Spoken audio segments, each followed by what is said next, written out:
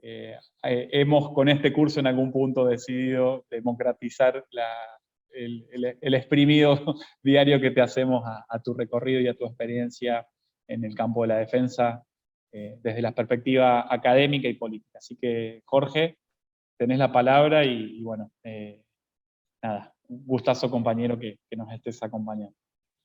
Bueno, Matías, muchas gracias por la presentación. Buenas tardes a todos y todas. Gracias al Instituto Patria por esta invitación para charlar con ustedes sobre las cuestiones de defensa.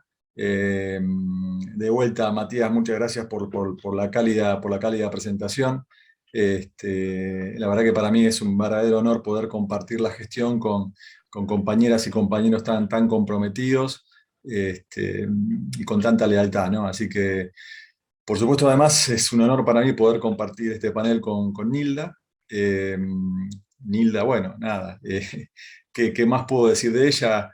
Desde el punto de vista de la defensa, Nilda es la persona que puso en práctica todo lo que uno había estudiado y lo que uno sabía que había que hacer en un Ministerio de Defensa. Por lo tanto, la tengo difícil en el sentido de que hablar de conducción política teniendo a la Nilda acá al lado mío no tiene demasiado sentido, más allá de decir una o dos cosas, porque es Nilda la que en todo caso lo implementó y construyó un Ministerio de Defensa como nunca había existido anteriormente en la Argentina, ¿no?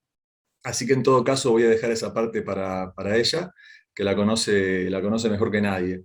Yo voy a hablar de algunas cuestiones en estos 20 minutos de la agenda de defensa, que me parece importante en términos políticos, en términos de difundir, digamos, ¿no? En términos de militancia, en el sentido más estricto de la militancia, de estos temas. Que no son, por supuesto, temas de la agenda de la política central de nuestro país, pero que obviamente tienen una importancia que también va más allá de la política cotidiana, ¿no? Es decir, los temas de defensa son intrínsecos al Estado, son intrínsecos a su supervivencia, a su futuro, por lo tanto también lo tenemos que en un punto poner por encima de esa agenda. Y discutirlos también desde una perspectiva política. Yo quisiera básicamente decir cuatro grandes temas que me gustaría compartir con ustedes, que tienen que ver básicamente con algunas cuestiones del modelo argentino de relaciones entre civiles y militares, lo que fue en última instancia el modelo anterior, el modelo macrista, y algunas cuestiones vinculadas a la gestión de este último periodo presidencial. En todo caso, los temas que se vinculan con lo que seguramente va a hablar Nilda, es una cuestión que para nosotros es incontrastable, que es un hecho central de nuestra democracia, que es que tenemos a militares plenamente subordinados al poder político, ¿no? Es decir, y esto es una verdad de perogrullo, si se quiere, pero en alguna medida es algo constitutivo de nuestro sistema democrático, es algo que fundamentalmente nos diferencia del resto de los países de la región, sobre todo hoy en día, yo diría en los últimos 30, 40 años, pero sobre todo hoy en día. Argentina es como una isla en América Latina, es una isla auténticamente de democracia plena en este punto, ¿no? Es decir, militares que en términos de actor político no juegan ningún tipo de rol, ¿no? Es decir, eso no quiere decir que los militares en un punto no hagan política interna en el ministerio, eso siempre existió. Eso no quiere decir que los militares no tengan preferencias políticas, porque las tienen, ¿no? Y lamentablemente para nosotros, en Argentina y en el resto del mundo son predominantemente conservadores, ¿no? Es decir, eso no es un problema de la Argentina solamente, en realidad es una característica de los militares como institución, pero lo importante y el punto que quiero hacer en última instancia es que los militares o las Fuerzas Armadas como institución son apartidarias, digamos, ¿no? Es decir, no hacen política abiertamente a favor de un partido político, a favor de una idea en particular. Y esto me parece central, por varias razones. Primero, porque no distorsiona el sistema político, digamos, ¿no? Nosotros hemos sufrido la politización militar durante décadas, y de una manera tremenda en la última dictadura, y hoy esto ha desaparecido dentro del juego político, por suerte, pero además porque tenemos la ventaja, y esto les puede parecer paradójico, de que al tener militares tan profesionales o tan lejanos a la política partidaria, al mismo tiempo los tenemos muy concentrados en la función específica militar. Es decir, los militares en Argentina no son como los militares brasileños que están encargados del Ministerio de Salud, bueno, tienen a su cargo en la actualidad algo así como 10 ministerios, secretarías, hay alrededor de 8.000 militares brasileños prestando servicio en el Estado de ese país, en actividad y retirados. Entonces, esto obviamente es un problema para la política de Brasil, sin duda, es un grave problema, ¿no? Pero fundamentalmente es un problema para la defensa nacional, porque esos 7.000 o 8.000 militares, que son en realidad oficiales de alto rango, mandos medios, digamos, ¿no? Esos militares no están en el cuartel entrenándose en la profesión, digamos, no están entrenándose en la táctica de la artillería, en el manejo de un avión, de un sistema de armas, navegando. No, están haciendo política en un ministerio, ¿no? Lo cual los transforma más en políticos que en militares. Y eso es un gran problema para la defensa nacional, en este caso de Brasil. Ese problema Argentina no lo tiene. Digamos. Ese problema no lo tienen. Nuestros militares están en el cuartel dedicándose a su función y a su misión específica, que es prepararse para un potencial conflicto armado con otro Estado. Y eso creo que nos da una ventaja fundamental en términos de defensa nacional, ¿no? Digo, en todos los países sucede algo parecido, digo, ni hablar Ecuador, en fin, Chile, es decir, Uruguay, en mayor o menor medida tenemos procesos de militarización. Y a pesar de que siempre hay la tentación de politizar a los militares, yo diría que la experiencia histórica lo que nos dice es que la politización militar más tarde o más temprano afecta a los movimientos nacional populares, por las características que tiene la militarización de los militares, digamos, ¿no? Es decir, como son predominantemente conservadores, eso en algún momento aflora. Es lo que le pasó a Evo Morales, digamos, ¿no?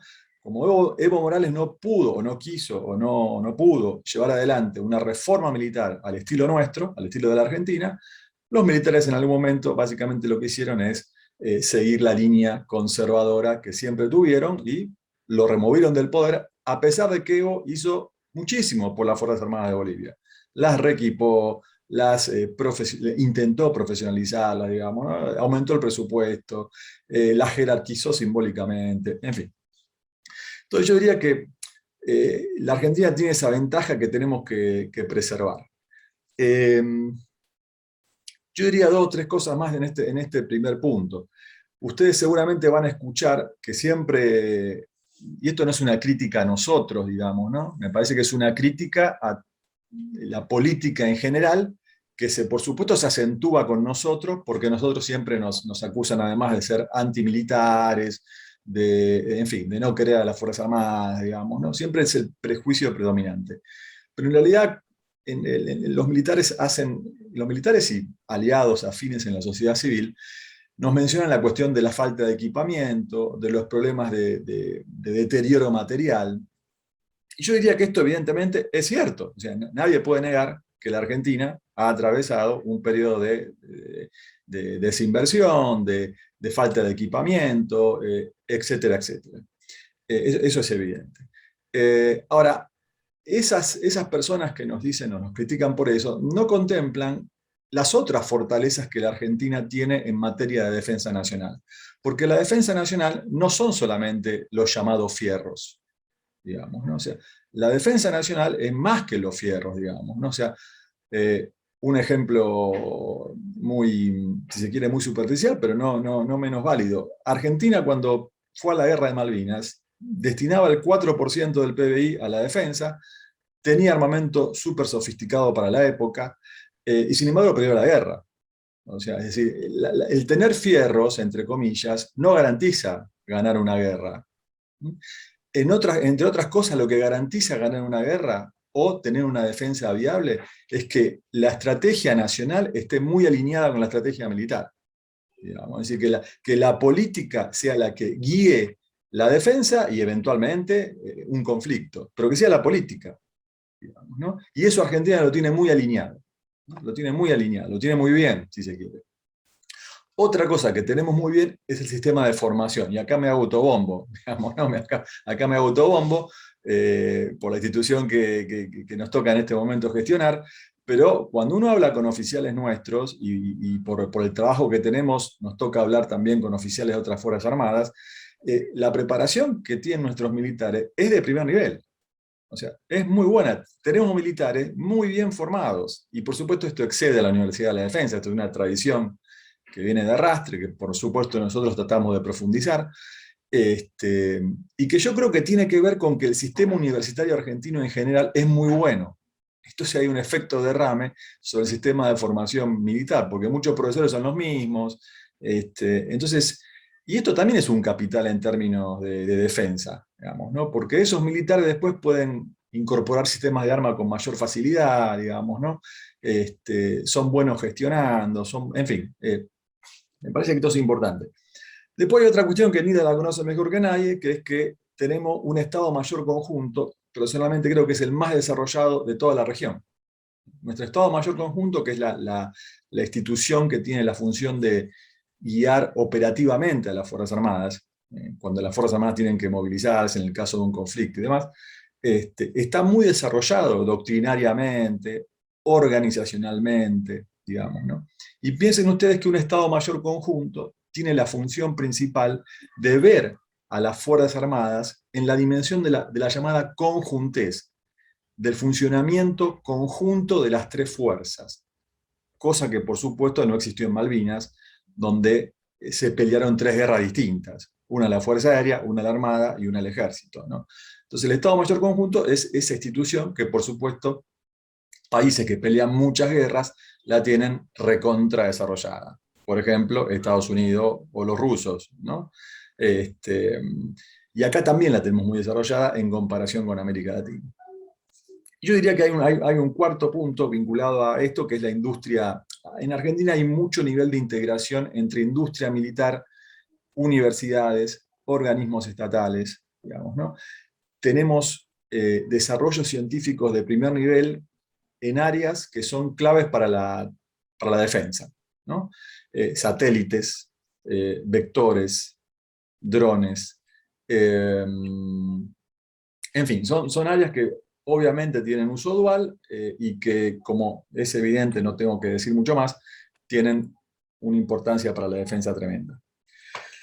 Yo diría que nuestro modelo de relaciones civiles militares, que esto seguramente lo va a desarrollar mucho más Nilda, se basa en que la misión principal de nuestros militares es defender a nuestro país de amenazas de origen externo y estatal.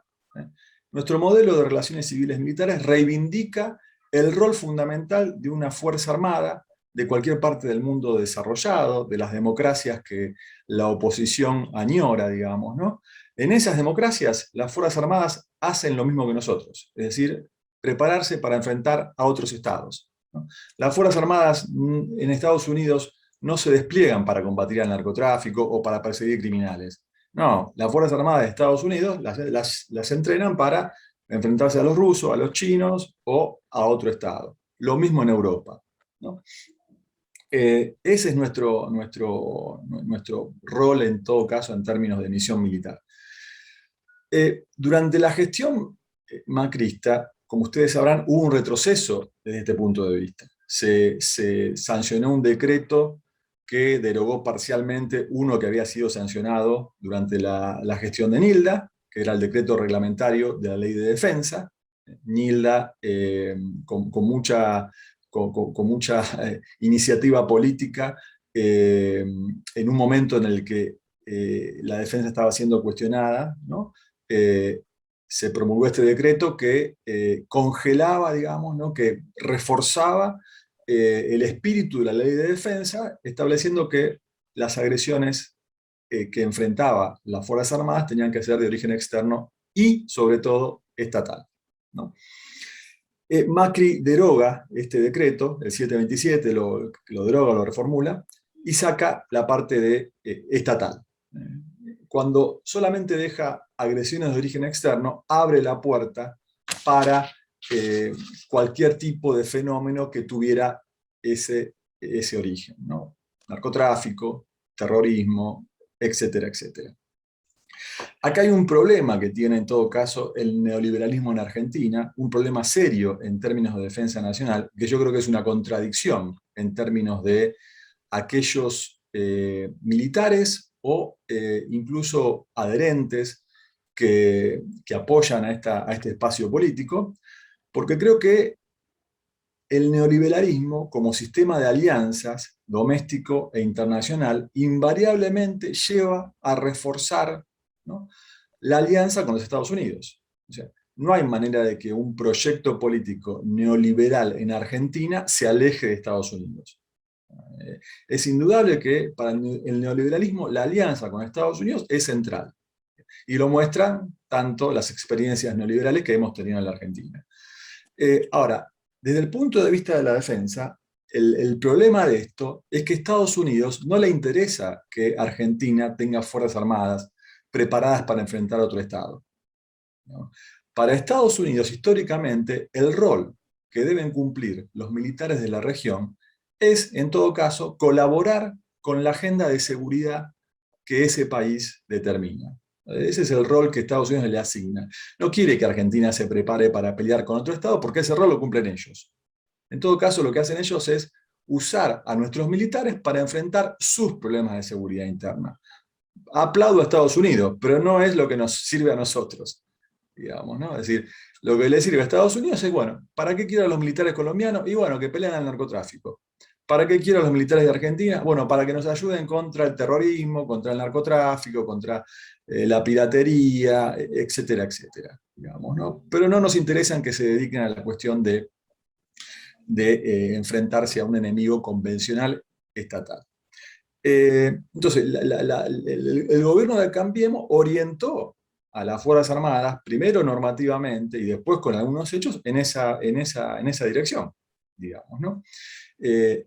Me recuerdo una famosa declaración de Aguad, el segundo ministro de Defensa durante el macrismo, que decía, ¿para qué queremos cañones y tanques? Digamos, ¿no? Decía, ¿para qué queremos cañones y tanques? ¿No? Entonces, y porque además ese alineamiento es funcional al ajuste neoliberal, ¿no? Porque si yo quiero enfrentar al narcotráfico y a la guerrilla, y no necesito aviones de combate de última generación, no necesito tanques, no necesito camiones, necesito armamento liviano que es muy barato de adquirir. Entonces, el neoliberalismo le cierra por todos lados, digamos, ¿no? Se alía con Estados Unidos, ¿no? Ahorra dinero del presupuesto militar porque compra equipamiento más barato para enfrentar al narcotráfico y al terrorismo y todos contentos, ¿no?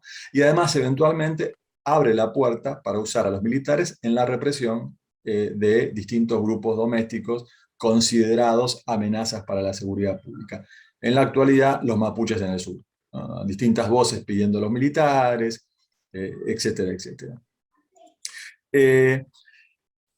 Esto, digamos, hay, y voy cerrando, creo que hay docenas de ejemplos de que esto no sirve para nada. No solamente creo que éticamente no corresponde que un Estado enfrente problemas de seguridad pública con la máxima violencia disponible que tiene, porque es una desproporción enorme, digamos, ¿no? Para eso están las policías, para eso está una fuerza como gendarmería o prefectura, ¿no? Pero desde el punto de vista realista tampoco sirve, porque no hay experiencia en América Latina que indique que el uso de los militares para pelear contra el narcotráfico haya tenido algún resultado.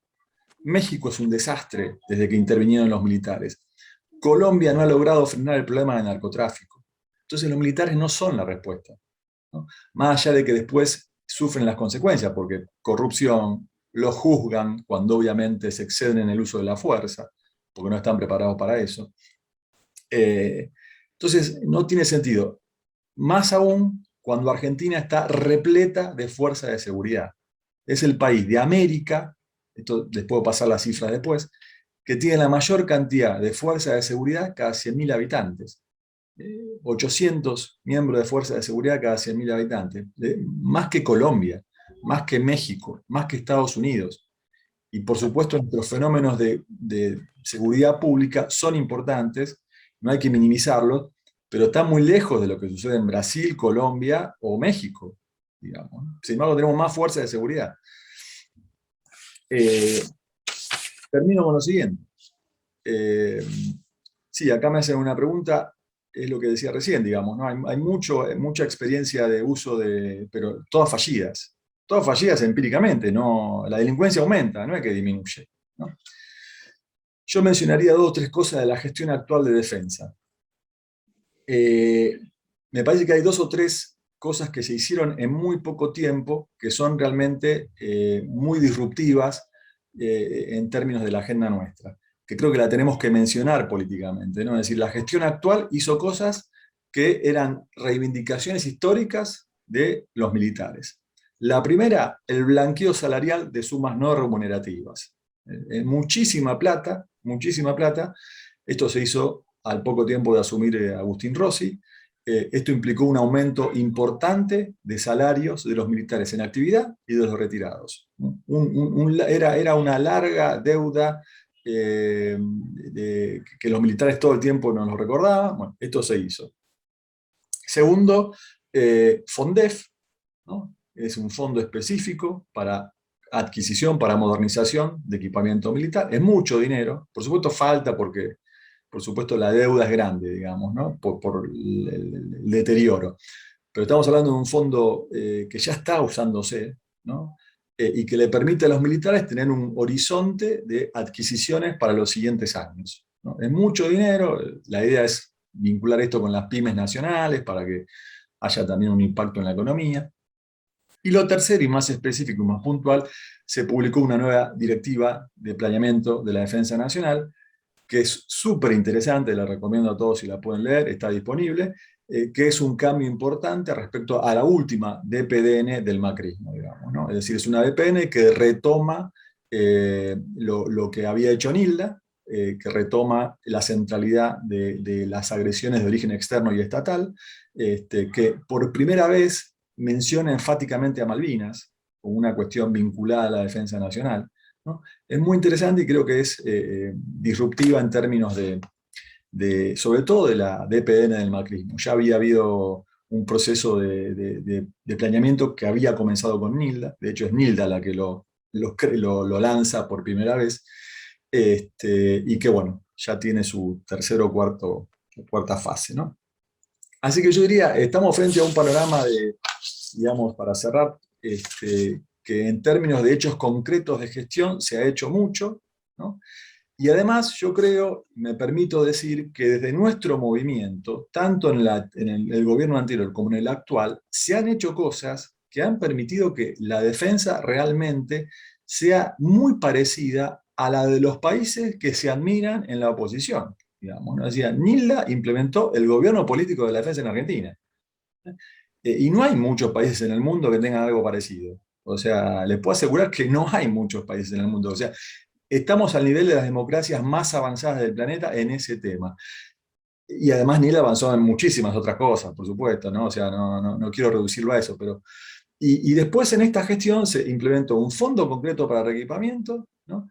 Blanqueo salarial y una DPDN que satisface también deseos y perspectivas militares. Entonces quiero decir, creo que en este plano tenemos mucho para decir políticamente, ¿no? Y de ninguna manera nos podemos dejar correr por aquellos que quieren transformar a los militares en una policía, digamos, ¿no? Básicamente. Entonces yo creo que, nada, creo que es en todo caso muy bueno poder compartir estas ideas con ustedes y en todo caso dejo para más adelante preguntas o dudas que puedan surgir. Bueno, gracias por escucharme, ¿eh? Gracias, Jorge, gracias por esa reflexión, por esa precisión de conceptos y incluso ese planteo político y conceptual que sale de ese derrotismo, ¿no? De ese derrotismo de que está todo mal, de que lo que se ha hecho, de lo que somos como país, de nuestras capacidades nacionales, de nuestras capacidades en defensa, existen y que me parece que el desafío es, por supuesto, ponerlas en valor, ¿no? Así que, bueno, sin tanto preámbulo y recordándoles a todos y todas que pueden dejar las preguntas en el chat y, bueno, después veremos si abrimos algunas preguntas para que las hagan desde los micrófonos. Digo, sin tanto preámbulo, darle la palabra a la compañera Nilda. Hace poco hablamos con ella por teléfono y, bueno, repasábamos y le contaba algunas cosas que estábamos haciendo en la universidad y la iniciativa de armar la Comisión de Defensa del Instituto Patria, y le decía, ¿no? Un poco también lo que decía Jorge recién, ¿no? Que uno en el 2021 está realizando políticamente una acumulación de poder político que ella construyó en esos, corregime Nilda, 5 años de gestión en el ministerio, y que lo que hoy estábamos trabajando y en el día a día interactuando con los militares, que sobre todo del sector educativo, ¿no? De las Fuerzas Armadas, en realidad era una realización de una acumulación de poder anterior, ¿no? Y que esa acumulación de poder la había hecho ella, y, bueno, en el medio intercambiamos ahí algunos nombres y algunos diálogos. Nilda me preguntaba sobre algunos militares en actividad que ella había conocido y que hoy estaban, por supuesto, en otros roles, ¿no? En roles de conducción de la propia fuerza y del sector educativo. Así que, bueno, nada, sin tanto preámbulo, compañera, darte la palabra y bueno, atentos a escuchar tus reflexiones. Bueno, buenas tardes a todos y todas. Muchas gracias a los que han organizado esta jornada, a Matías, que lo he visto muy activo y entusiasmado preparándola, porque este es un tema muy importante, ¿no? Realmente, para todos los ciudadanos. Y, bueno, lamentablemente no suficientemente conocido el tema de la defensa.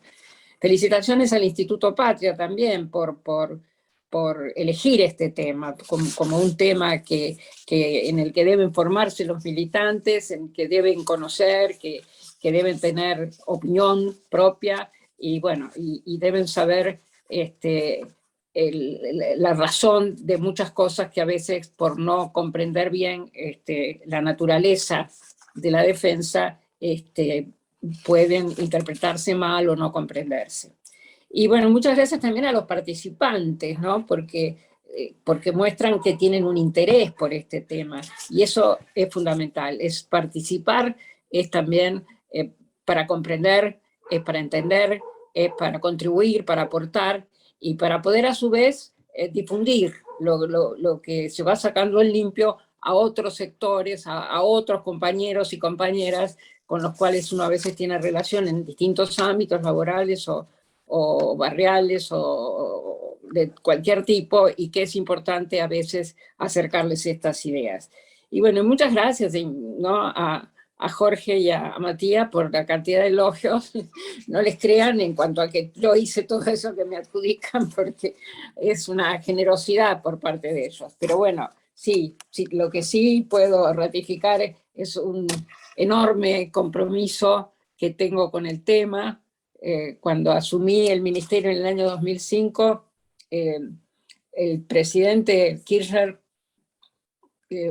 me dijo: mira, lo que es importante es que vos, como ministra, no seas una representante de las Fuerzas Armadas en el gabinete, sino que vos transmitas las políticas de defensa del Poder Ejecutivo, del presidente de la Nación, del comandante en jefe de las Fuerzas Armadas, a las Fuerzas Armadas. Es decir, porque eso es un poco lo que llamamos el gobierno político de la defensa. Es decir, las políticas las define, las ejerce, las ejecuta el comandante en jefe, por supuesto, a través de los distintos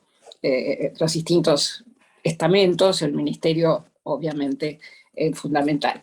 Cuando yo llegué al Ministerio de Defensa, bueno, no decidía ni los presupuestos de las Fuerzas Armadas, es decir, cada fuerza le elevaba el presupuesto al ministerio, y el ministerio se lo elevaba al Poder Ejecutivo, la jefatura de gabinete, para que después también la elevara al Poder Ejecutivo. Es decir, no había ni control de ese presupuesto, ni había tampoco definiciones para la elaboración de ese presupuesto. Tal era la ausencia, digamos, de una política de Estado que definiera el poder ejecutivo sobre las Fuerzas Armadas. El regreso a la democracia ya había exigido el replanteo. En realidad estábamos atrasados durante muchos años, y en esto hay una responsabilidad de los sectores políticos. En realidad los que habían definido la política de defensa eran los militares, porque había como una simplificación por parte de las autoridades políticas, en el sentido de decir, bueno, nosotros no sabemos de defensa, porque se confundía la defensa, las políticas de defensa con las actividades operativas de la defensa. La política de defensa, obviamente que sí la define el poder político, sin duda. Ahora, es distinto después definir cómo puede hacerse desde el punto de vista estrictamente militar determinada operativo, determinada actividad. Pero esa simplificación llevó a que lo mismo pasó con las políticas de seguridad. Las políticas de seguridad las definieran las fuerzas de seguridad y las de políticas de defensa las definieran las Fuerzas Armadas. Entonces, bueno, las cosas no estaban puestas en su lugar, y eso llevó a lo que todos conocimos, ¿no es cierto? Es decir, ese modelo tradicional, así lo llamamos, de defensa que se había ejercido desarrollado durante todos esos años, le asignaba a las Fuerzas Armadas una proyección tutelar sobre el conjunto del sistema de defensa, ¿no es cierto? Y era, bueno, una concepción securitista aparte, totalmente. Y bueno, en el contexto, ¿cuál era el contexto? En el plano global, bueno, estábamos de posguerra fría, de manera de los años 50, así que bueno, era la lucha este-oeste, y en base a eso se planificaban los sistemas de defensa, y nos alineábamos, porque en realidad nosotros no éramos parte de ese conflicto. En el área subregional estábamos marcados por la hipótesis de conflicto con países vecinos, porque teníamos muchos problemas limítrofes con Chile, por ejemplo. Entonces, bueno, nuestras Fuerzas Armadas incluso se habían distribuido en el territorio capilarmente, y se habían armado sobre la base de un conflicto eventual con la República de Chile. Y con la República de Brasil, porque bueno, la idea es que Brasil tenía el control de las aguas superiores, digamos, y que podía manipular el control de esas aguas, y esto podría perjudicarnos por exceso o por falta de agua, porque son, por supuesto, los ríos brasileños alimentan el Paraná, el Uruguay, nuestros ríos. Entonces, bueno, estaba todo definido para esas dos hipótesis de conflicto, Brasil y Chile. Y bueno, esto determinó también una carrera armamentista en la región, en fin. Y el problema más grave es que, justamente como también explicó Jorge, por alinearnos en la política establecida por Estados Unidos, bueno, nuestras Fuerzas Armadas desplegaron para combatir un enemigo interno, supuestamente el comunismo, apátrida, etcétera, y terrorista además. Entonces se desplegó un aparato de inteligencia desmesurado, desmedido, vinculado al aparato de seguridad interior, entrelazado, bueno, con una organización en áreas, subáreas y todo eso que fue nefasta, y desde ahí se desplegó una política de terrorismo de Estado, la cual nunca nos repondremos suficientemente por la enorme cantidad de víctimas que se ocasionaron. Pero bueno, al llegar la democracia se abrió el debate político, afortunadamente, sobre el tema de la defensa, ¿no? Hoy vamos a hablar de defensa. Yo espero además poder limitarme al tiempo que me han dado, pero siempre hablo de más, así que va a ser difícil. Necesitábamos abrir ese debate, ¿no es cierto? Y bueno, y llegar a normativizar una política de defensa y un rol de las Fuerzas Armadas. Y bueno, y así surgió, después de un debate que fue largo, pero que finalmente fue fructífero, porque la ley se aprobó por una amplia mayoría en el Congreso de la Nación, y bueno, logramos dejar bien establecida en la ley 23.554 el gobierno político de la defensa. Eso era un tema fundamental. Ya no eran las Fuerzas Armadas las que iban a definir las políticas de defensa, sino que era el Poder Ejecutivo, el comandante en jefe de las Fuerzas Armadas, tal como lo establece la Constitución Nacional. Y la ley, bueno, dice, a veces me gusta para ser bien precisa leer el artículo, dice: la defensa nacional es la integración y la acción coordinada de todas las fuerzas de la nación para la solución de aquellos conflictos que requieran el empleo de las Fuerzas Armadas en forma disuasiva o efectiva para enfrentar agresiones de origen externo. Tiene por finalidad garantizar de modo permanente la soberanía e independencia de la nación argentina, su integridad territorial y capacidad de autodeterminación, proteger la vida y la libertad de sus habitantes. Y acá está esto de agresiones de origen externo, de que hablaba también recién Jorge, porque ese fue un tema que, si bien está claro el espíritu de la ley y está claro qué era una agresión externa, esto está tomado de la definición de agresión que da la resolución 3314 de la Asamblea General de las Naciones Unidas, pero hubo quienes quisieron deformar esta concepción, este espíritu de la ley, este objetivo de la ley, que era referirse a las agresiones de origen estatal, y pretendieron decir que cualquier agresión externa, por ejemplo el terrorismo, las migraciones masivas, el narcotráfico, todas esas eran agresiones externas también, y por consiguiente podían ser encaradas desde la defensa. La resolución de Naciones Unidas dice muy claramente que agresión es el uso de la fuerza armada por un Estado contra la soberanía, la integridad territorial o la independencia política de otro Estado. Cuando después nosotros reglamentamos la ley, lamentablemente 18 años después de aprobada la ley, porque esos fueron los años todos que las fuerzas que se oponían a una interpretación restrictiva de lo que era la agresión externa, o se refiriera, digamos, no restrictiva, sino que se refiriera a la verdadera objetivo de la ley, que eran las agresiones estatales externas. Entonces, bueno, en el decreto 727 nosotros establecimos con claridad que la misión principal de las Fuerzas Armadas era conjurar y repeler agresiones estatales, militares, externas.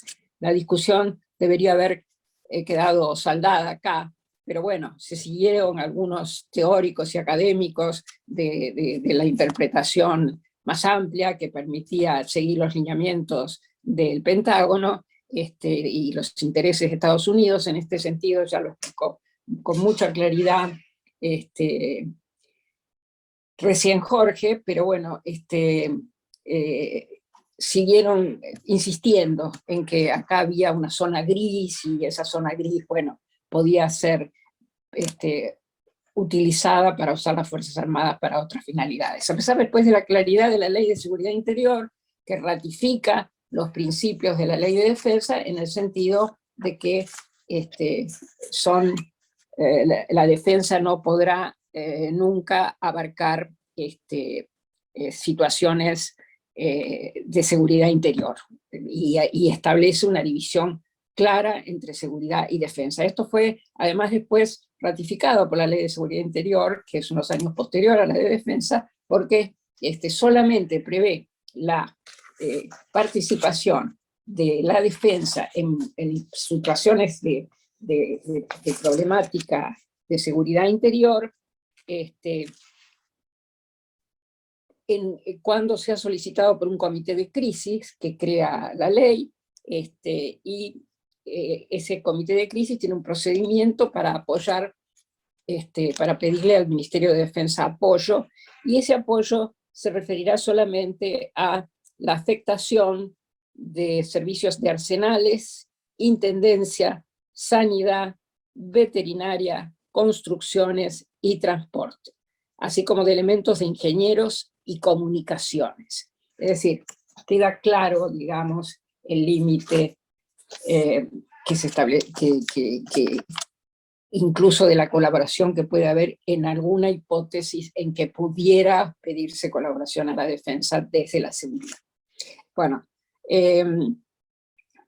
esta ley de defensa dijo, ya como les decía, claro, el gobierno político de la defensa, la división entre seguridad y defensa, y la conjuntez, algo también de lo que habló recién Jorge muy bien. Nosotros Malvinas, el informe Rattenbach, que es el informe final de la Guerra de Malvinas, por una comisión de expertos militares que presidió el general Rattenbach, fue realmente lapidario en cuanto al desempeño profesional de nuestras Fuerzas Armadas en Malvinas, atenta la falta de conjuntez. Atento que había habido 3 guerras donde cada fuerza tenía sus directivas de su superioridad y no había una directiva conjunta. Por eso la ley, y bueno, después la reglamentación con el decreto 727, donde fortalecimos el rol del Estado Mayor Conjunto, con la misión de generar una doctrina militar conjunta, un planeamiento militar conjunto y un adiestramiento militar conjunto. Y además que el Estado Mayor tuviera el control funcional de todo eso, para realmente garantizar eficiencia, como además por otra parte ya hacían todos los ejércitos del mundo. Así de esto de como 3 guerras con directivas de 3 áreas distintas era un disparate conceptual desde el punto de vista estricto de la defensa. El artículo 20 de la ley también definió a las Fuerzas Armadas como el instrumento militar de la nación. Es decir, eso fue una aclaración también muy importante. Son el instrumento militar de la nación y su justamente misión es adiestrar, alistar los recursos materiales y humanos para el caso de que tengan que ser utilizados. Nosotros, durante la gestión que yo desarrollé, también aprobamos otro decreto, el 1691, en el año 2006 también, igual que el decreto 727 de reglamentación de la Ley de Defensa, que estableció las misiones subsidiarias de las Fuerzas Armadas. Una de ellas son las operaciones de paz, en las que Argentina siempre había prestado apoyo, las misiones de paz en el marco del sostenimiento o el restablecimiento de la paz determinadas por las Naciones Unidas. Algo muy importante, la construcción de un sistema subregional. Esto fue una medida muy importante que pusimos en ese decreto. Cuando se armó UNASUR, después surgió el Consejo Sudamericano de Defensa, porque realmente partíamos de la base de decir, si nosotros, como algunos decían, tenemos la Junta Interamericana de Defensa, la JIT, en el ámbito de la OEA, y ¿para qué tener una subregional? Y bueno, justamente por eso, porque la JIT, si la defensa hemisférica no es no garantiza nada, no es adecuada para la Argentina, porque bueno, uno de los países, dos, también Canadá y Estados Unidos, forman parte del tratado de la OTAN, de manera que al pertenecer a otra coalición militar, a otro pacto militar, no pueden garantizar, ¿no es cierto?, la autonomía, la soberanía de los países del continente. Argentina lo sufrió muy claramente cuando en el año 82 intentamos recuperar Malvinas, y fue muy claro el apoyo solo de los países latinoamericanos, sudamericanos a esta causa, y todo lo contrario, el apoyo de Estados Unidos a el Reino Unido, que negaba nuestro derecho a recuperar. Así que esta construcción del sistema subregional fue una medida muy importante de ese decreto. Después, bueno, también se establecía la posibilidad del apoyo a la comunidad, tanto la nacional como extranjeras, en caso de catástrofes, emergencias, situaciones graves, y la posibilidad de operaciones de seguridad de interior con muchas restricciones. Macri, justamente fíjense, este decreto 727 y este decreto 1691, Macri los deroga rápidamente, como también explicó Jorge, porque bueno, un poco a destiempo, ¿no? Y a pesar del fracaso que había tenido, sobre todo el sistema de usar las Fuerzas Armadas para temas que no fueran de defensa, ¿no? A pesar de que ya estaba claro, el presidente de Colombia, Santos, admitía que había sido, yo conviví con él como yo siendo ministra de Defensa y él siendo ministro de Defensa en Colombia, y yo me acuerdo muy bien de su acérrima defensa del uso de las Fuerzas Armadas para combatir el narcotráfico, que era un flagelo en ese momento en su país. Pero bueno, después él mismo tuvo que admitir el error de haber usado ese aparato, el de las Fuerzas Armadas, para esa hipótesis, y cómo había destruido a las Fuerzas Armadas por los altos niveles de corrupción que el narcotráfico genera siempre por la cantidad de dinero que maneja, y también a las situaciones de violaciones gravísimas de los derechos humanos que se habían dado en esa lucha contra el narcotráfico y por parte de las Fuerzas Armadas colombianas. Y lo mismo pasó con México. También Estados Unidos invirtió enormes cantidades de dinero para que aceptara usar a sus Fuerzas Armadas en esta hipótesis de combatir el narcotráfico. Realmente ha terminado siendo una catástrofe para las Fuerzas Armadas mexicanas, que han quedado muy destruidas por el haber hecho cosas que no son de su especialidad, que no sabe hacer y que comete todo tipo de excesos cuando las hace.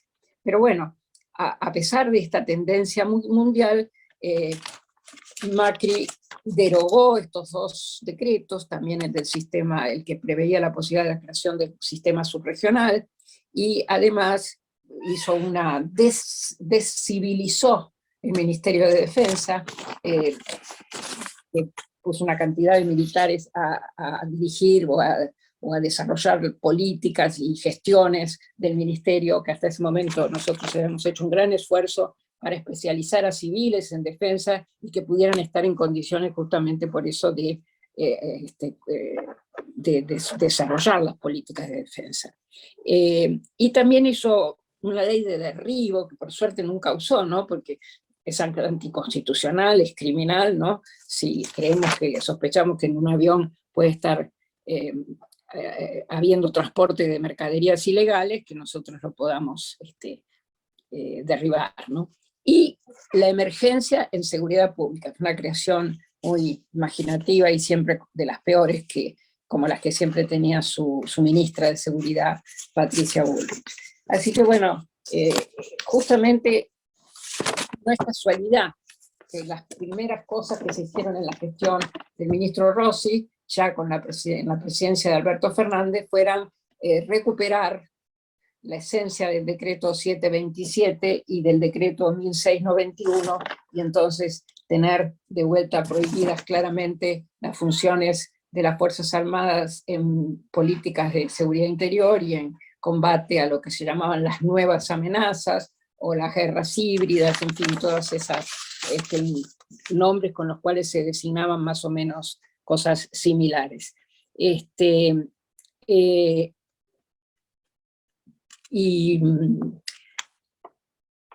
Las políticas actuales de las grandes potencias en realidad se han corrido un poco de tener al narcotráfico o al terrorismo islámico o a ese tipo de problemas como enemigos, y más bien están de vuelta en la idea de que habrá posibilidad de conflictos, en todo caso interestatales, y entonces se preparan para eso. Pero bueno, nosotros hicimos durante bastante tiempo la seguidilla a las políticas que a ellos les convenían en ese otro momento.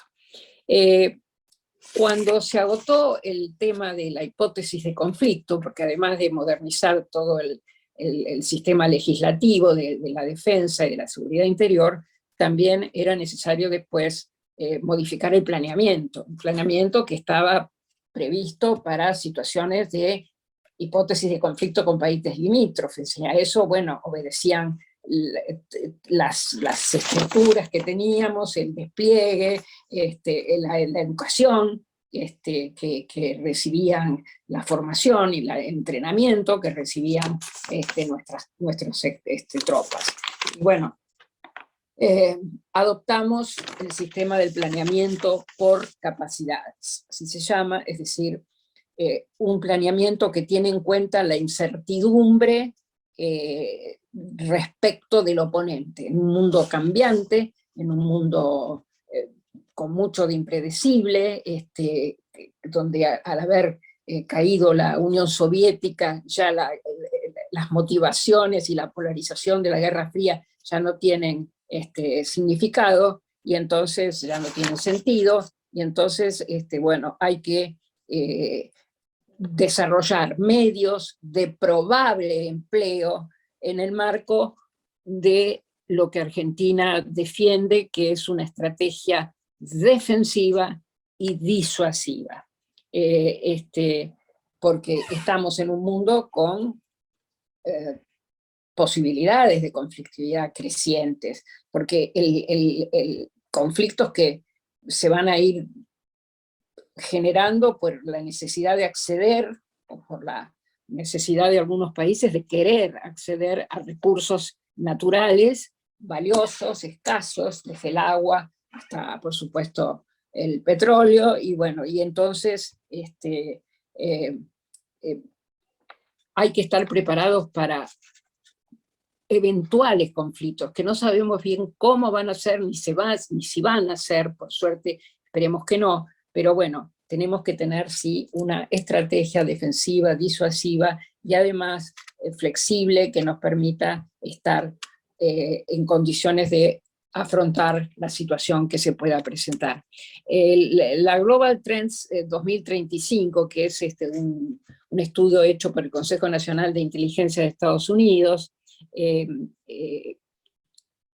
que son las tendencias globales para el 2035, en ese estudio por primera vez se menciona al Ártico y a la Antártida como áreas estratégicas por los recursos que tienen, pero además por la proyección de influencia entre potencias rivales, entre países que pueden estar enfrentados y que ya de alguna manera tienen divergencias importantes, como son China, Estados Unidos y Rusia.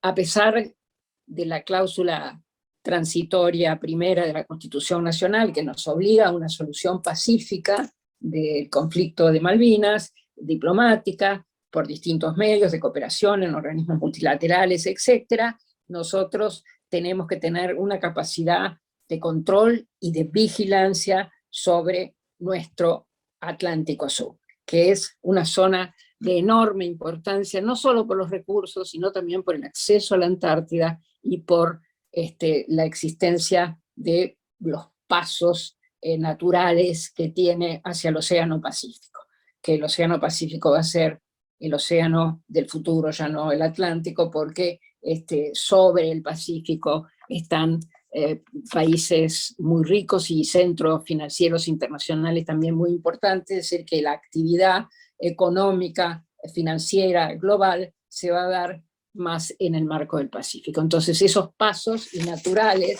no como el Canal de Panamá, que en todo caso podría ser atacado y destruido por armas sofisticadas, bueno, nosotros tendríamos que afrontar, que defender, digo, el Atlántico Sur, porque, bueno, tiene toda esa importancia, y nosotros tenemos una base, tenemos un enclave militar del Reino Unido solo a 300 kilómetros de nuestras costas, y por supuesto con la nueva proyección de la plataforma continental que ha sido aprobada, ha sido elaborada por la Cancillería y aprobada en el ámbito internacional correspondiente, nosotros sabemos hasta dónde se extiende esa plataforma, y por consiguiente cada vez nuestros intereses en la zona son más significativos.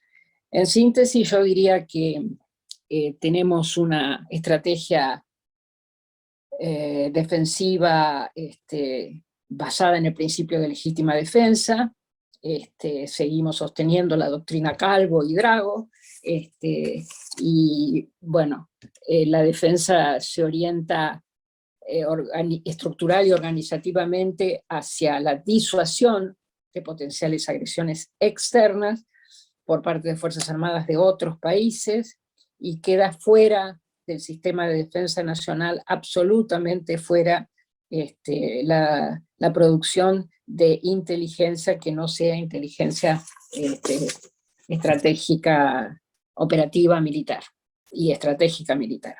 Y bueno, la Argentina además entiende a la defensa como autónoma, es decir, incorporamos el reconocimiento de la importancia que tiene la cooperación interestatal también, y la dimensión multilateral, y consideramos como cooperativa, por eso nuestra actitud, y realmente estimulamos todo lo que puedan hacer acuerdos subregionales, regionales y globales, cuando sean compatibles con la concepción y posicionamiento estratégico de naturaleza definitiva de nuestro país. Bueno, muchas gracias, creo que me he pasado del tiempo, pero bueno, espero que no mucho. Gracias. Gracias, Nilda. La verdad que siempre es muy lindo escucharte, los elogios están más que merecidos, así que, bueno, nada que decir en torno a eso. A mí me gustaría, estábamos ahí con Pablo en el off the record del curso, me gustaría, hay una catarata de muy buenas preguntas, pero me gustaría, sobre todo en particular, teniendo en cuenta la invitación de este segundo encuentro para discutir los fundamentos normativos y políticos de la conducción de la defensa, recuperar las preguntas de Julio Martín Alberdi. No sé, Julio, si me estás escuchando, si tenés margen y querés hacer las preguntas por abriendo el micrófono, lo hacemos, compañero. Ahora te perdí, te tenía en vista. Acá está. Si querés te habilito el micrófono, porque la verdad que son muy pertinentes. Las preguntas son excelentes todas, pero me parece que en el marco de este segundo encuentro, las preguntas que hiciste tienen que ver mucho con el encuentro, y está bueno que las puedas hacer, para hacer un poco más dinámico el encuentro, que las puedas hacer abriendo el micrófono y teniendo la reflexión de Jorge y de Nilda. Así que, Julio, compañero, bueno, tenés la palabra. Muchas gracias, Matías. Hola a todos, compañeros, compañeras, feliz día. Nilda, Jorge no lo veo ahora, lo compartimos en algún momento trabajo en el Ministerio de Defensa también. Posiblemente de los mejores cuadros que tengamos, la verdad que tiene una claridad impresionante, y por eso la pregunta en este sentido es, bueno, es más de expectativa, pero primero para nosotros, como militantes, es decir, cómo, bueno, considerás vos que tendríamos que encarar desde la militancia la relación con las fuerzas o con la llamada familia militar para acercar posiciones, y si ves en tu trato diario con el personal militar, si hay como tierra fértil para ese acercamiento, ¿no? Porque parece como que hubiera una grieta insalvable, como que, no sé, yo creo personalmente que tenemos puntos de contacto en esto, en mi trato diario con personal militar, pero después por algún motivo en la pública, y ni hablar en la política, es como que todo eso queda a un costado. Entonces si vos ves esa posibilidad y qué tendríamos que hacer nosotros para lograrlo, o si hay algo más que hacer, digamos. Tal vez me decís que está todo hecho, pero bueno. Y, perdón, Matías, te dejo planteado Sí, para Nilda. Para Nilda, que me parece que las dos preguntas están buenas para los dos, digamos, así que hacela también para la que habías hecho para Nilda, pero que puedan contestar los dos en el mismo marco, ¿no?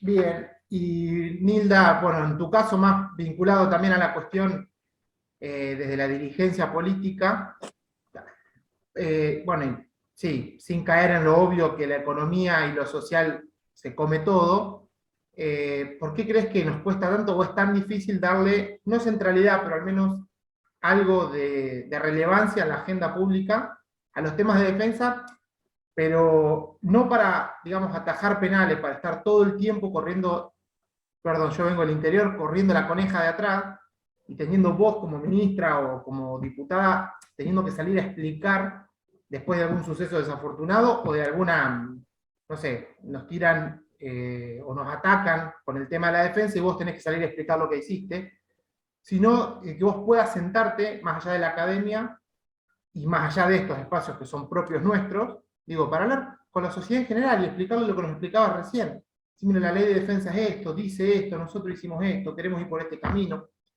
O sea, vos lo explicás acá y parece tan claro, tan simple, y hasta es ameno de escucharlo, y uno le va abriendo la cabeza, pero no hay espacio, no tenemos espacio de diálogo. ¿Por qué consideras vos que, perdón, no de diálogo, sino no tenés lugar para que vos puedas sentarte una hora a hablar de defensa tranquila y que nosotros después te podamos retuitear, por decirlo? Entonces, ¿por qué crees que nos pasa eso?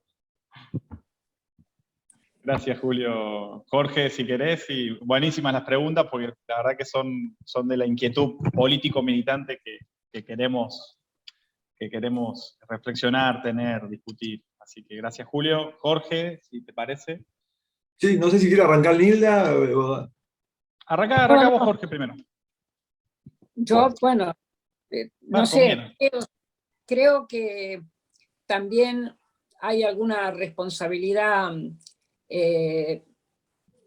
política en esto, ¿no? Porque durante muchos años, lamentablemente, bueno, el papel que asumieron las Fuerzas Armadas, el rol que asumieron, esa especie de cosa salvadora que tenían de los valores nacionales y qué sé yo, lo llevó a esa proyección tutelar y bueno, y después lo llevó al terrorismo de Estado. Entonces, claro, se generó un enfrentamiento, digamos, que hoy ya no existe porque cuando se analiza el concepto que tienen los ciudadanos sobre las Fuerzas Armadas, la caracterización es positiva, digamos, está muy por arriba de muchas otras instituciones, por supuesto la justicia es la última, pero de otras instituciones muy importantes, y las Fuerzas Armadas han recuperado prestigio, porque bueno, han mostrado sus capacidades, ¿no? En el COVID, en la emergencia esta terrible, han mostrado claramente su eficiencia para justamente hacer el apoyo a las necesidades que tenía la población, a las necesidades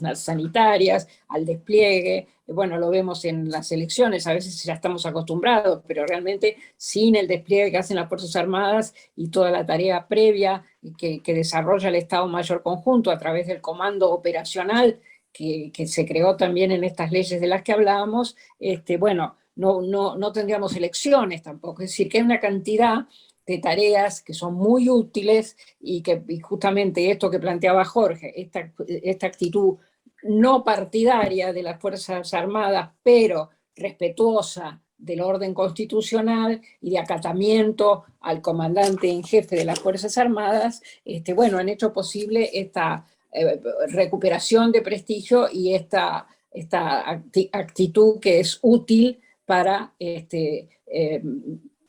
tener una posibilidad de más cercanía con la sociedad. Yo creo que hay que crear instancias, porque está superado el conflicto, ya acá no quedan en las Fuerzas Armadas oficiales que hayan participado del terrorismo de Estado, no quedan ni siquiera oficiales que se hayan no solo actuado dolosamente, cometiendo delitos, sino ni violaciones a los derechos humanos, sino que no queda gente de esa época, digamos. Ya. Es decir, tenemos Fuerzas Armadas nuevas, tenemos que están recibiendo además niveles de educación cada vez más profundos, cada vez más excelentes desde el punto de vista académico, que bueno, van conociendo mejor los problemas de la sociedad y esto las pone en una mejor, me parece, situación para poder establecer un diálogo más profundo, más directo, más permanente sobre los problemas de nuestro país, sobre nuestras necesidades estratégicas, sobre una cantidad de temas que a las Fuerzas Armadas también les interesa mucho, porque bueno, el territorio es parte de sus intereses, entonces bueno, ¿qué vamos a hacer? ¿Cómo resolver los problemas de la hidrovía? Cómo generar un control más efectivo de nuestras aguas en el Atlántico Sur, cómo ahora, bueno, la Directiva de Política de Defensa que acaba de aprobarse, por suerte, habla del polo logístico en Tierra del Fuego, para dar servicios a los buques que van hacia la Antártida. Bueno, eso y a una pista nueva ahí en Petrel, que se sume a la de Marambio. Es decir, son temas que hacen justamente al control de nuestros intereses, de nuestros recursos y de nuestra soberanía en el Atlántico Sur y de nuestra proyección a la Antártida. Entonces, estos son todos temas para discutir con las Fuerzas Armadas, cuáles son los sistemas de control y cuáles son las estructuras, los drones, los sensores, los mecanismos que tenemos que desarrollar tecnológicamente, en tecnologías de uso dual, en muchos casos, como ya hemos hecho, porque también en esto se ha dado un gran impulso, ¿no?, dentro de las Fuerzas Armadas. Ustedes saben que siempre la defensa ha generado iniciativas que después trascienden a otros ámbitos y se desarrollan con usos de otro tipo también, pero han comenzado siendo investigaciones científico-tecnológicas militares. Bueno, nosotros recuperamos nuestros astilleros, recuperamos nuestra fábrica de aviones, es decir, una cantidad de cosas que recuperamos, gran parte de fabricaciones militares, todo lo que había sido liquidado, y bueno, y dimos saltos muy importantes en la concreción de cosas, de realizaciones con INVAP, es decir, que esa cooperación para un desarrollo industrial más importante, también es un tema de interés de las Fuerzas Armadas, y las Fuerzas Armadas pueden ser protagonistas importantes en esto, y bueno, nos interesa también como políticas de Estado, y por consiguiente la sociedad debe participar en el impulso a esos proyectos. Genial, Nilda, gracias. Jorge, tu pregunta. Julio, tanto tiempo. No te había reconocido por la barba, Julio, no tenías barba hace un tiempo. Así que bueno verte. Bueno, Julio, a ver, la pregunta es complicada porque, la relación de los movimientos nacional populares con las Fuerzas Armadas es problemática en toda América Latina, y hay una historia muy larga de enfrentamientos y demás, ¿no? En esta nueva etapa de la democracia hemos logrado convivir. Yo creo que hay tres cuestiones que me parece ahí importante quizás recalcar. Lo primero es lo que mencionaba Nilda, ¿no? Es decir, creo que nuestra agenda como movimiento político hacia la cuestión de las Fuerzas Armadas estuvo muy concentrada en la llamada cuestión militar, ¿no? Es decir, en la cuestión de los derechos humanos, como era lógico, por la historia pasada nuestra tan dramática, era evidente que la Argentina tenía que llevar adelante un proceso amplio de de juzgamiento y de revisión del pasado, pero al mismo tiempo creo que por una cuestión generacional, como bien decía Nilda, tenemos hoy en día Fuerzas Armadas cuyos integrantes se han graduado todos en democracia, y por lo tanto esa cuestión ya no tiene la centralidad que tenía hasta hace poco tiempo. Me parece que eso nos permite, en términos de movimiento político, recuperar la centralidad que para nosotros históricamente tuvo la defensa nacional y las cuestiones vinculadas a la defensa nacional. Nosotros como Movimiento Nacional Popular le damos una importancia a las cuestiones territoriales, a las cuestiones de soberanía nacional, a las cuestiones de autonomía, a las cuestiones de, si se quiere, simbólicas, de lo que significa desarrollar tecnología de avanzada, que no le da el neoliberalismo. Es decir, y eso precisamente es un punto de intersección con las Fuerzas Armadas. Es decir, en esencia las Fuerzas Armadas, en lo realmente importante, piensan muy parecido a nosotros. Es decir, le dan la misma importancia a la soberanía, le dan la misma importancia a la autonomía, le dan la misma importancia al desarrollo estratégico de tecnología. Entonces, yo creo que en términos políticos nosotros tenemos que con acciones mostrar que ese vínculo existe. Digamos. Por supuesto va a haber un sector de las Fuerzas Armadas que siempre va a ser refractario a los movimientos nacional populares y al peronismo en particular. Pero bueno, eso no tiene que preocuparnos porque es así, digamos, ¿no? O sea, es así acá y en todas partes del mundo.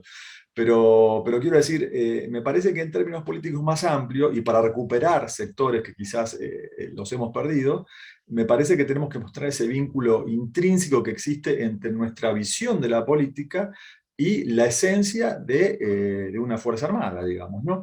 Yo quiero recordar que tuvimos un presidente que confundía el 9 de julio con el 25 de mayo, que sacaron los próceres de nuestro billete para poner animales, que firmaron un acuerdo con la Bretaña que fue penoso, no solamente desde el punto de vista de lo que significa Malvinas, sino es un acuerdo que toda la teoría te dice que no lo tenés que firmar.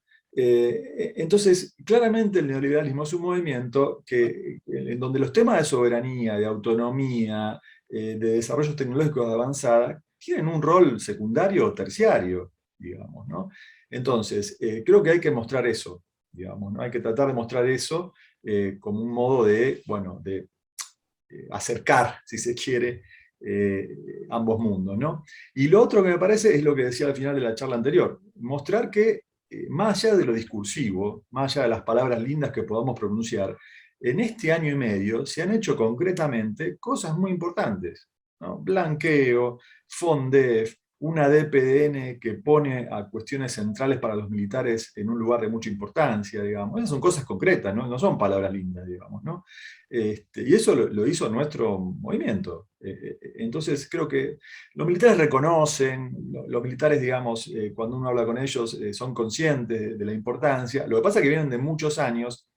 Imagínate un militar que se graduó en el 84, militar que no tuvo nada que ver con el proceso, que no tuvo ningún tipo de participación, tuvo una carrera profesional complicada, digamos, ¿no? Ser militar, no haber tenido nada que ver con esos años y haber desarrollado toda tu carrera en esa etapa de la Argentina fue complicado, ¿no?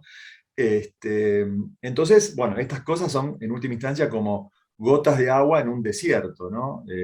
Para ellos, desde la percepción de ellos. Entonces, me parece que nosotros tenemos que mostrar que esto es algo que llegó para quedarse, que estamos realmente preocupados por la agenda de defensa nacional, como lo estamos, no porque sea una cuestión electoral, sino porque es la esencia de nuestro movimiento, históricamente. Es eso, no es otra cosa, digamos, ¿no? Y que de ahora en más, nuestro principal interés políticamente es, nada, poner a la agenda de la defensa en el sentido estricto del término, digamos, ¿no? La defensa en términos de desarrollo de capacidades, de desarrollos tecnológicos, etcétera, etcétera, ponerla en un lugar de prevalencia, ¿no? Por supuesto que eso sabemos bien que está sometido a la política más amplia, sabemos muy bien todos los problemas que hay, pero creo que hasta ahora el FONDEF es un hecho, hay 65 proyectos en la actualidad que están siendo financiados por el FONDEF, de las tres fuerzas. del 2021. Para el 2022 van a ser muchos más. DPDN, blanqueo, digamos, son cosas que creo que tenemos para mostrar que no son menores, ¿no? Nada, eso. Bueno, gracias Jorge. Hay un montón de preguntas, la verdad que están excelentes. Hay algunas que, un poco para aprovechar el tiempo y bueno, además tampoco no abusarnos de los tiempos de Jorge y de Nilda, hay preguntas que están buenas y que tienen mucho que ver con los próximos encuentros que vamos a estar teniendo. Hay algunas que tienen mucho que ver con, bueno, lo que recién Jorge señalaba en relación al FONDEF, a la cuestión más de la incorporación de capacidades y la adquisición de medios para desarrollar esas capacidades. Así que, más en clave, por ahí perdonen, disculpen que por ahí me tome el atrevimiento de orientar y priorizar las que tienen que ver con este encuentro. De todas maneras, este encuentro está grabado, vamos a estar abriendo los espacios de participación en los foros en el aula virtual, y al mismo tiempo la idea es que estas preguntas nos queden pendientes para los próximos encuentros. Y en ese sentido, al igual que hicimos recién, no sé si está Franco Vázquez, hace una pregunta en relación a lo medioambiental que está bueno que por ahí, si está Franco, la puedas hacer abriendo el micrófono. No te encuentro ahora en el chat. Si no la hago yo, a ver si lo encuentro al compañero. Si no la hago yo, porque me parece que está muy bueno. Es una pregunta que Nilda ha estado trabajando en el CEPADE también, así que es interesante. Franco plantea, desde una perspectiva de defensa, cómo se evalúan las discusiones actuales y los desafíos a corto, mediano y largo plazo con respecto a las problemáticas ambientales, ¿no? Y me parece que eso es un tema muy interesante que hace la discusión de la defensa, que hace la discusión de los recursos estratégicos, y que hace incluso la proyección que la propia DPDN, la nueva Directiva de Política de Defensa Nacional, está estableciendo, ¿no? La problemática medioambiental como una problemática de la defensa nacional. Así que, no sé, Franco, si estás ahí, no lo encuentro, ayúdame por ahí. Él está y tiene posibilidad de abrir su micrófono. Ah, ahí está. Franco, ¿te animás a ampliar la pregunta? Hola, no sé si se escucha. Sí. Se escucha, sí. Franco, sí, un gustazo, compañero. Perdón. Tengo varios problemas con la compu. Tengo una notebook de las conectar igualdad, a veces se me traba un poco. Pero nada, yo bueno, le hacía esta pregunta justamente porque yo vengo más de ese palo. Yo estudio geografía, me interesan las problemáticas ambientales, y bueno, es una discusión, la de la defensa nacional, que no se da mucho en esos ámbitos de militancia o de discusión, y que, nada, partiendo desde, me estoy recién introduciendo, ¿no?, en las cuestiones de defensa, entonces desde un amateurismo me parecía que bueno, que si no tenemos ambiente o no tenemos un espacio que defender, está bueno para materializar por ahí las cuestiones teóricas en que tenemos que defender también un Estado y una nación que tiene un componente espacial ambiental claro, y que es una discusión muy actual. Entonces, ¿cuáles son las líneas para trabajar la cuestión ambiental desde la defensa? Es como una pregunta más para guiar investigaciones o acciones políticas, pero parto de ahí.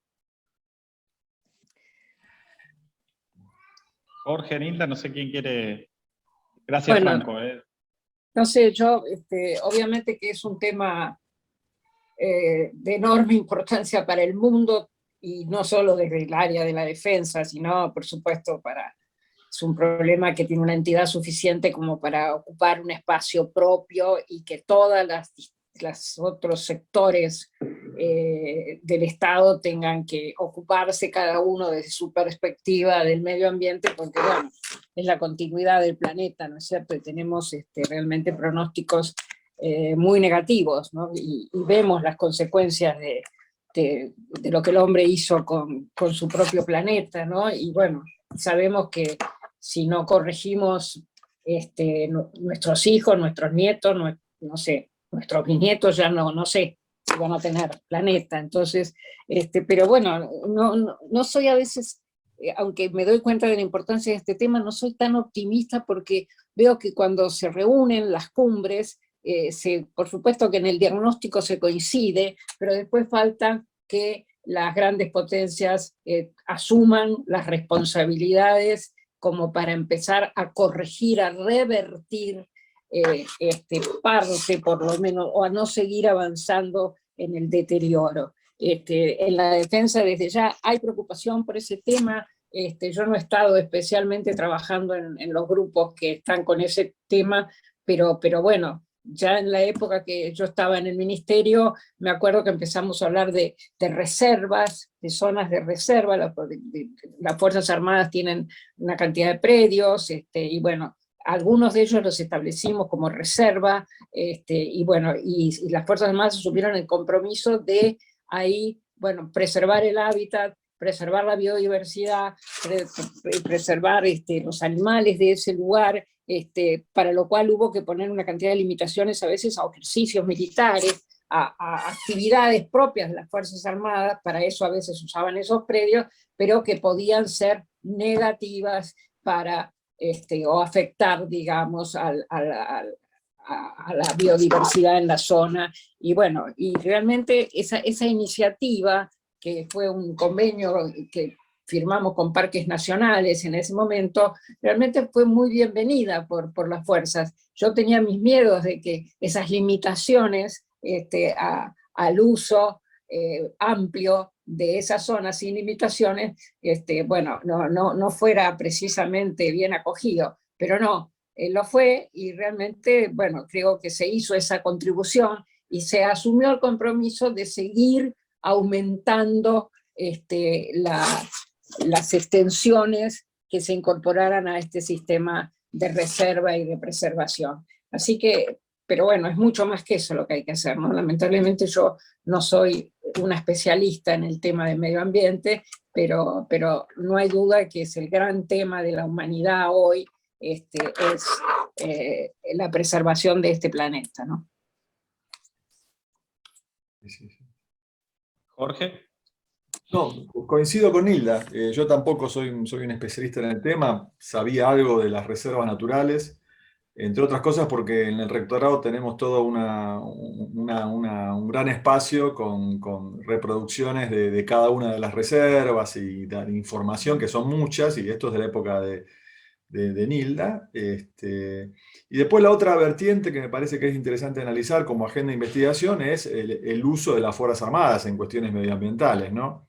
Que me parece que es un problema porque es de vuelta, creo que lo que tenemos es lo que decía Nilda al principio, ¿no? Los estados son complejos, tienen agencias que están especialmente especializadas en diversos temas, y cuando uno empieza a utilizar a las Fuerzas Armadas para resolver cualquier tipo de problemática, no solamente las está poniendo en un problema, porque obviamente las Fuerzas Armadas saben hacer algunas cosas y otras no, sino también genera resultados que no son los mejores. Es decir, en muchos países de América Latina se usan a los militares para cuestiones de protección del medio ambiente y los resultados no son del todo buenos porque debería haber agencias especializadas en esas cuestiones civiles que puedan llevar adelante ese tipo de funciones, ¿no? Entonces hay toda una agenda de investigación interesante, de qué modo la defensa puede contribuir al medio ambiente. Una claramente es la que mencionaba Neil, las reservas naturales, pero después hay otras que sería interesante de explorar, ¿no? Es como una agenda de investigación que me parece novedosa. Sí, es una tarea que me parece que va a exigir una reflexión, y esto, volvemos a lo mismo que como empezamos el encuentro, ¿no? La precisión, la necesidad de precisar conceptos, espacios, ámbitos de actuación, y la expertise específica en la defensa, en ese sentido, y del instrumento militar en particular, ¿no? Por la centralidad que tiene. Por ahí me gustaría aprovechar a Carlos, Carlos de la Vega, que compañero que nos va a estar acompañando en el cuarto encuentro y con el cual vamos a trabajar algunas cuestiones en relación a la cuestión de ciencia, tecnología y producción para la defensa, que tiene que ver con lo del FONDEF y algunas preguntas que salieron en ese marco de discusión de capacidades y medios.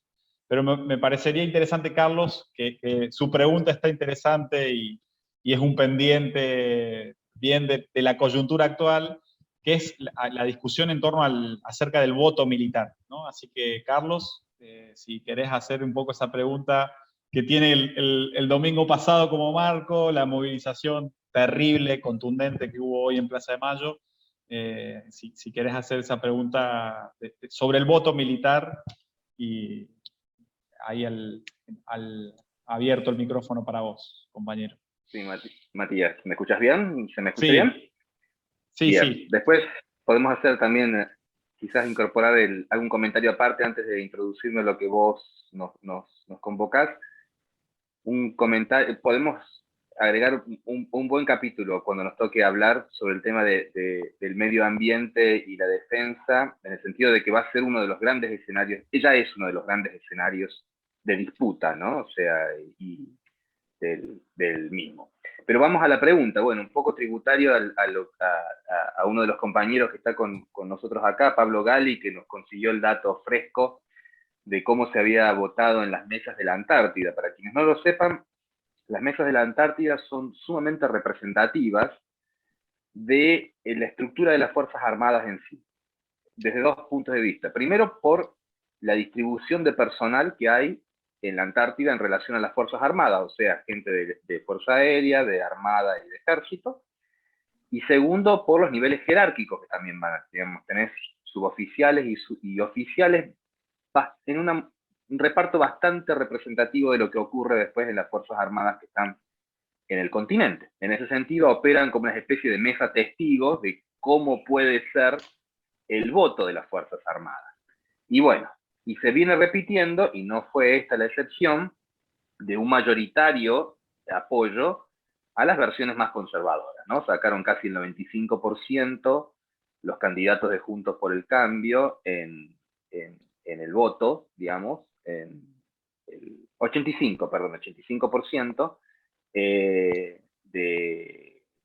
fue la preferencia que tuvieron los votantes de las mesas antárticas en relación a los candidatos de Juntos por el Cambio. Entonces ahí uno dice, ¿cómo puede ser posible? Porque como bien mencionaba Jorge Battaglino, el kirchnerismo ha tenido históricamente una actitud muy, yo diría incluso hasta generosa, ¿no? Muy promotora de las actividades de las Fuerzas Armadas en sí mismas, y a su vez el último gobierno de Juntos por el Cambio acumuló algunos eventos realmente terribles en contra de las Fuerzas Armadas, ¿no? Un profundo desfinanciamiento al que lo llevó, y después incidentes como el del Ara San Juan, ¿no? Más allá de la responsabilidad que le pueda haber cabido a los funcionarios en el hecho de la tragedia en sí misma, cómo se la manejó después fue una cosa terrible, ¿no? O sea, los familiares sometidos al escarnio, a la persecución, al espionaje, ¿no?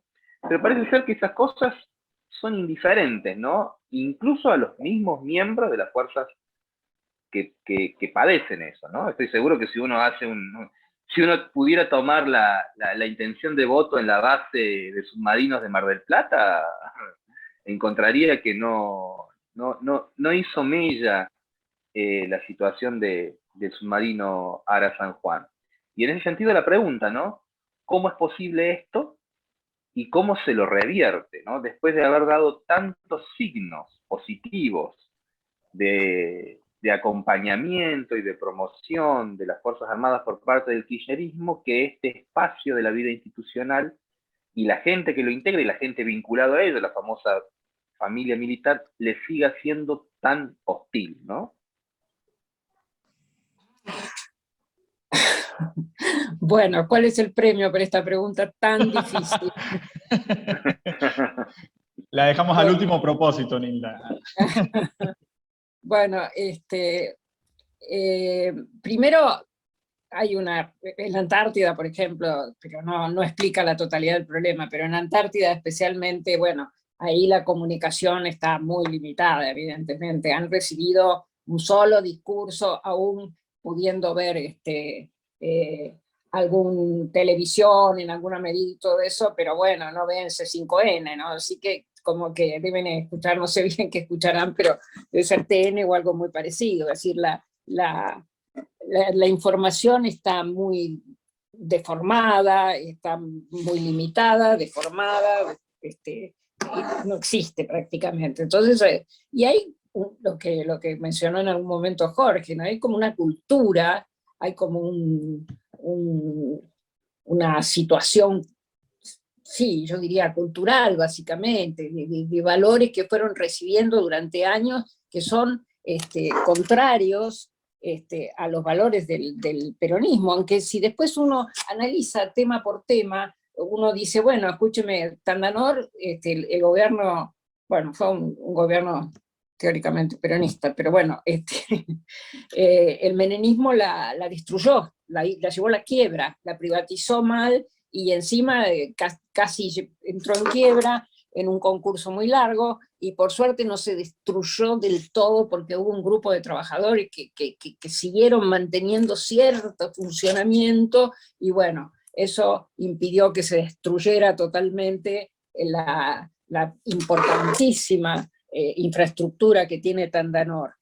Pero bueno, la maleza había comido todo el sueño de Macera de hacer un astillero para hacer submarinos que pudieran abastecer a la región. Bueno, eso había sido, digamos, abandonado, rematada la maquinaria, de manera que cuando quedó comido por la maleza, digamos, de la costa del Río de la Plata, ¿no? Ya hacía parte de la reserva, digamos, que tenemos ahí en la zona, porque era ese tipo, por supuesto, de vegetación. Pero bueno, cuando dijimos, vamos a recuperar Tandanor, y le dijimos a la Marina, vamos a sacar toda la maleza, más aún, vamos a recuperar toda esa maquinaria que se vendió como chatarra, que era de última generación, se había gastado mucho dinero porque Macera quiso hacer un astillero a lo grande, por suerte quedaron esas instalaciones muy importantes, y bueno, cuando dijimos a la Marina, hay que limpiar, Néstor Kirchner me dijo, hay que limpiar esto y recuperarlo rápidamente. Bueno, y así dimos las órdenes, y la verdad que enseguida, más allá del cumplimiento de las órdenes, había entusiasmo, porque era recuperar una instalación para bueno, la fabricación de submarinos, y bueno, en general para después unirse a Tandanor y constituir lo que es el complejo industrial naval argentino, SINAR. Es decir, cuando hay iniciativas así concretas, las fuerzas, bueno, porque son iniciativas nacionales, entonces lo que pasa es que hay a veces una confusión, que los que impulsan este tipo de iniciativas son los peronistas siempre, porque en los gobiernos de ellos, al contrario, eso se privatiza, se destruye, fabricaciones militares, creo que eran 30 y pico de fábricas. Cuando yo llegué al Ministerio de Defensa quedaban, creo que eran 13, y porque no las habían, estaban ya en el Ministerio de Economía para ser privatizadas, los trámites de privatización, y bueno, y no llegaron a tiempo por la propia ineficiencia que tenía, pero en este caso el gobierno de la Alianza anterior, y no las terminó de privatizar. Si no hubieran privatizado todo fabricaciones militares, había importantísimas empresas, y no hablemos de lo que fue FADEA, lo que es hoy la fábrica argentina de aviones, que bueno, ahí tuvo un gran precursor como fue, bueno, el brigadier San Martín, por eso lleva ahora su nombre en la fábrica, pero bueno, antes de eso, el ejército tiene antecedentes como, por supuesto, Sabio, Mosconi, todos esos los clásicos, pero siempre el peronismo impulsó esos proyectos de desarrollo, y bueno, es ahí donde encontraron apoyo a las cosas de la industria, a los desarrollos de la industria de defensa. Lo que pasa es que, bueno, hay como un discurso que hace como ruido, que interfiere y que no deja distinguir claramente quién defiende los intereses nacionales y quién defiende la independencia y quién defiende económica y quién defiende la autonomía del país realmente a través de este tipo de iniciativas. Cuando decidimos hacer radares en la Argentina, primero nos decían todos que no, que era un disparate, que no teníamos experiencia, que era una cosa muy compleja. No solo hicimos los radares para el tránsito aéreo común, civil, sino que hicimos los radares militares, que eran mucho más complejos. Bueno, y a esa iniciativa ahí se sumaron con entusiasmo, es decir, las realizaciones, bueno, las tienen que aplaudir después, porque somos nosotros las que la hemos impulsado siempre. No son los gobiernos neoliberales los que han impulsado, al contrario, esos gobiernos han impulsado siempre la destrucción o el debilitamiento, o a veces simplemente ignorar este tipo de iniciativas. Así que, pero bueno, ese es todavía, yo creo, un proceso de reflexión que está pendiente, porque durante mucho tiempo, bueno, como los derrotados generalmente fuimos los gobiernos peronistas y los perseguidos por los militares fuimos los peronistas, bueno, ha quedado esa especie de memoria y bueno, creo que eso genera eso que yo llamo ahora una cultura, que no sería la palabra, pero bueno, una especie de sentimiento o de actitud negativa hacia el peronismo, ¿no? Y creo que la falta de información en el caso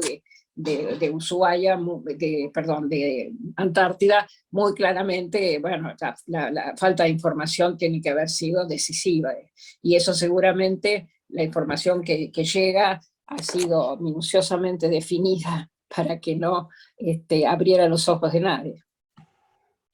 Gracias, Nilda. Jorge, breve. Sí. Sé que estás con agendas ahí complicadas. No, sí que yo creo que coincido con Nilda. O sea, me parece que yo lo primero que diría, Carlos, es que habría que ver bien, cosa que no se sabe, cuál es efectivamente el voto militar, ¿no? Porque quizás la Antártida no sea la muestra más representativa, ¿no? La familia militar es enorme y ahí lo que no sabemos bien es cómo votan, porque no tenemos hay lugares donde podríamos hacer encuestas, no sé, Bahía Blanca, qué sé yo, pero en otros lugares están muy dispersos y muy mezclados con la sociedad, entonces es muy difícil identificar el voto militar. Lo que sí uno sospecha es que, no sé si es el 85%, pero probablemente un porcentaje muy alto haya votado en otra dirección, ¿no? Y en parte por lo que dice Nilda, porque hay una cultura antiperonista en algunos sectores que es importante, también porque, bueno, se nos identifica a nosotros con todo, digamos, la llamada cuestión militar, con los juicios, con el relanzamiento de los juicios, y eso para los militares es un tema muy traumático. Por lo tanto, en ese sentido es difícil, no logran distinguir bien esa cuestión de todo el resto, ¿no? Y entonces queda todo mezclado. Además porque la sociedad está tan polarizada que los militares también entran en esa polarización y es complicado.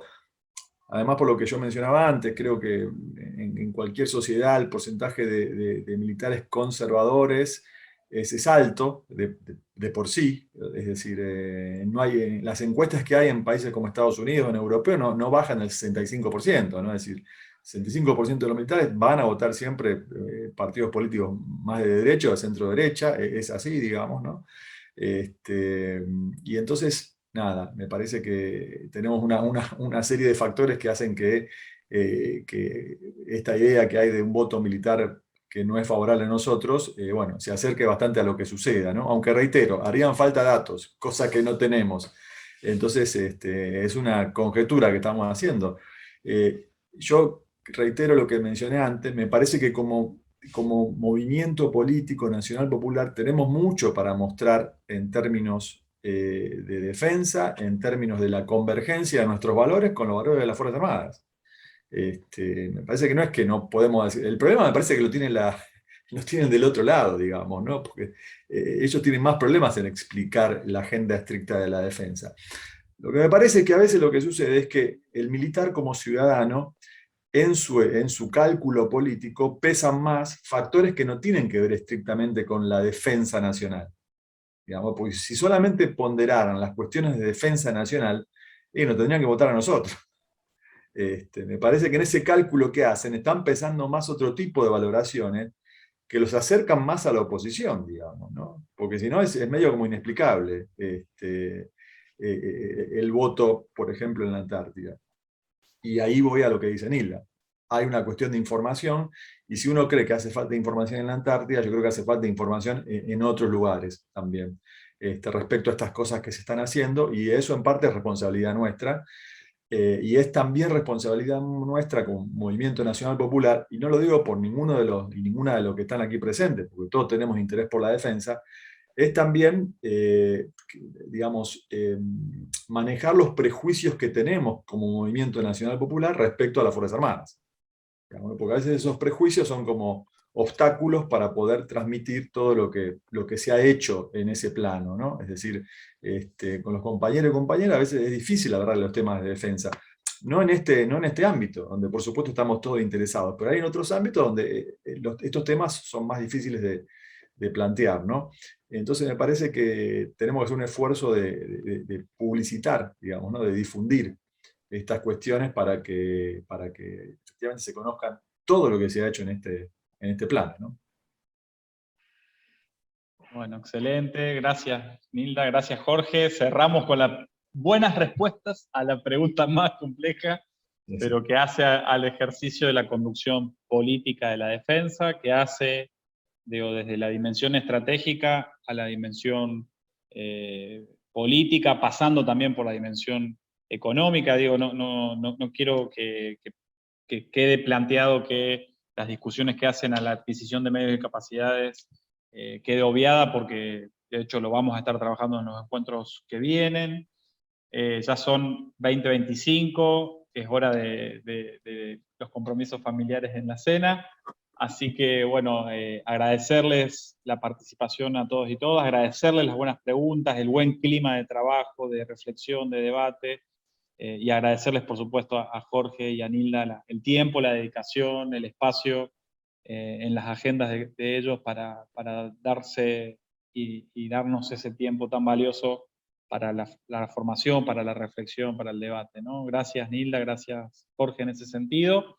La idea ahora, simplemente breve, para que todos estemos al tanto, el próximo encuentro es en formato taller, sería este sábado por la mañana, junto con Oscar Nis, para hablarnos en torno a qué es la ciberdefensa, ¿no? Un poco también para ir precisando conceptos a la hora de discutir estas categorías, ¿no? Lo de guerra híbrida y demás, que me parece que es importante cómo se asume ese dominio, ese nuevo dominio que es el ciberespacio, desde la óptica de la defensa, así que vamos a estar participando, armando un pequeño taller este sábado sobre la ciberdefensa junto con Oscar Nis, compañero subsecretario de ciberdefensa del ministerio, así que este sábado por la mañana tendríamos ese taller. Los talleres no son obligatorios, pero la verdad que está bueno que sigamos sosteniendo esta comunidad de reflexión y de debate. Y el próximo miércoles vamos a encontrarnos con